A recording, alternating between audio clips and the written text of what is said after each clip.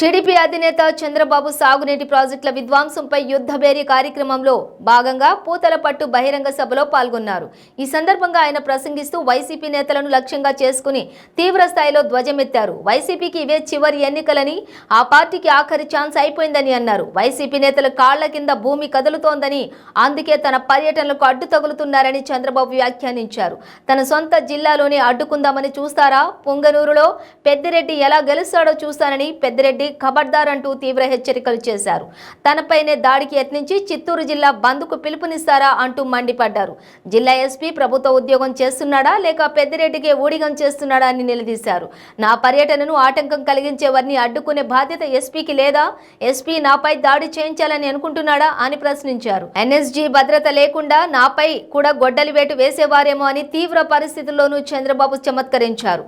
60 లక్షల ఓట్లు తొలగించమంటూ జగన్ నాటకం ఆడుతున్న ఈ జగన్ గొప్ప నటుడని అన్నారు. కమల్ హాసన్ కూడా ఆయన ముందు పనికిరాడన్నారు. చేసే తప్పులన్నీ ఇతరులపైకి నెట్టి దృష్టి మరల్చడానికి ప్రయత్నిస్తాడని చంద్రబాబు మండిపడ్డారు. ప్రజలు తమ ఓట్లను జాగ్రత్తగా కాపాడుకోవాలని సూచించారు. ఓట్లను ఎప్పటికప్పుడు తనిఖీ చేసుకుంటుండాలని చెప్పి స్పష్టం చేశారు.